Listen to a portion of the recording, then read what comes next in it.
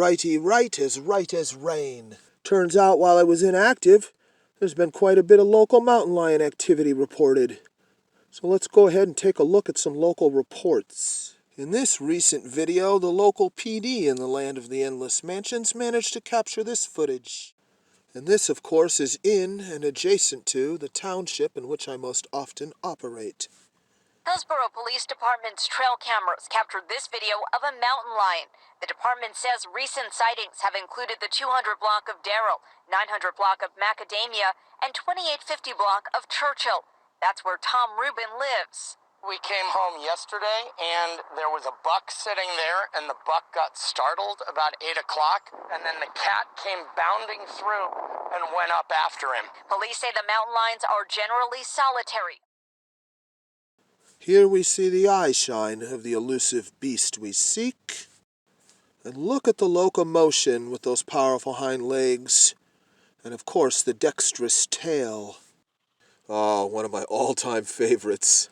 This one's from 5 years ago, but it's local as well.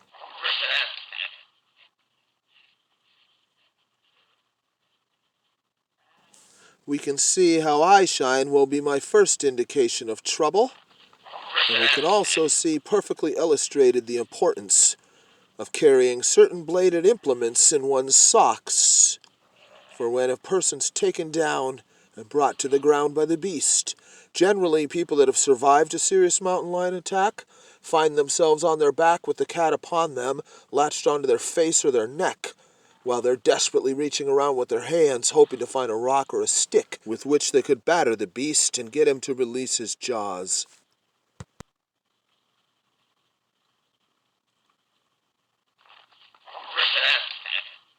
You can see how once the cat has grasped his hold, that the deer is largely helpless. He's kicking about, but really he's just flailing uselessly. This is exactly the worst-case type scenario I see myself getting into. Fortunately, I have hands, and they won't be empty. And I wear a full-face helmet to protect my continence, which is the lion's second favorite target. I think I can survive it.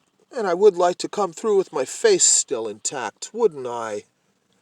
Here we have another great video from right in my immediate area of operation. Look at that eye shine. We've seen that once before in my lion quests, in the middle of the night alongside a certain lake, when I disrupted a feeding bobcat. This is from just on the other side of an estate along the section of creek at which I used to operate quite regularly. I have largely ceased operating along that section at the request of a senior officer of the local PD. My God, man, look at the build of that beast. No joke. Look at the ease with which it drags off its prey. That could be me one day. Yes, dear viewer, you need look no further when inquiring from whence all the carcasses that I find are derived. Time and again I've discovered the lifeless husks of the prey of the lions during my live streams, including the carcass of a rather large deer found upon the estate of Mr. Elon Musk.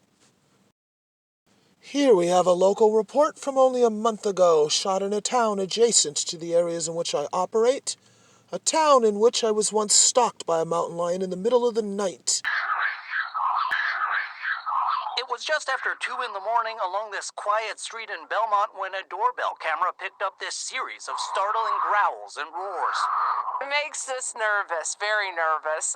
Noises most people are only used to hearing in a nature documentary echoing down Hastings Drive Wednesday as 2 mountain lions battled it out, one eventually killing the other. A mountain lion dragging another mountain lion? Oh my goodness. Video showing the animal dragging its kill across the street to a neighbor's doorstep. How nauseating that the neighbors immediately summoned the police upon merely sighting the lions. Myself, were I ever to be attacked, I would call no one, and I would hope that the viewers of my live stream would follow suit. Although I suppose it's a bit too much to ask for there to be no official interference, as by my stated desire the beasts be allowed to continue to feast upon my person. After all, there's no sense in letting good meat go to waste, and official interference occasionally results in a feline fatality, which I, then in spectral form, would not find to be a desirous outcome. Here is a second report regarding the same sighting.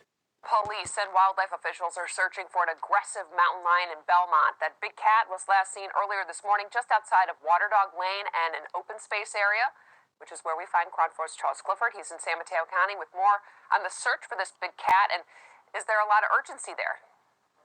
According to the Belmont Police Department, they received a call about 2 o'clock on Wednesday morning saying that there were mountain lions fighting in the middle of Hastings Drive near Bridge Court. When they arrived on scene, they discovered that one mountain lion had killed another and dragged the carcass into a neighbor's yard. They took away the dead mountain lion, and game wardens and police searched for the other mountain lion, but were unable to locate it. Now, it's not unusual to see mountain lions in this area. These homes butt up against open space. There's a lot of shrub and areas where mountain lions can hide. I talked to one neighbor who lives just down the street. She says that everyone's aware there are mountain lions nearby, and it is something that you have to worry about. This next report refers to an incident that was photographed, an incident that occurred right on the trail upon which I conduct many of my lakeside nocturnal mountain lion quests. Sawyer Camp is fully back open Thursday. Park officials closed a segment of the Crystal Springs Regional Trail Wednesday after a mountain lion sighting. Park officials posted the update on their social media pages, notifying the public of mountain lion activity. Officials went on to say the closure was to make sure the cat had cleared the area for her sake and hikers after dragging portions of kill to hide and return later. I was surprised that it was actually on the trail, but I was glad to hear it because it's where it should be, because they were here first. Benjamin Lamar has been cycling the trail for decades and never spotted a mountain lion, but says he is familiar on what to do if he comes across one. I don't think it would mess with me because I'm going to be like 3 times as big as it, and I'll be very loud and obnoxious. I'm quite sure that being obnoxious is something that this face diaper-wearing dolt is quite good at. While this big cat was spotted in their natural habitat, there have been sightings outside homes in San Mateo County. Earlier this month, a homeowner shared his home surveillance video of a mountain lion sighting in Millbrae, believed to be the same sighting from March and April. The California Department of Fish and Wildlife says half of California is considered mountain lion territory.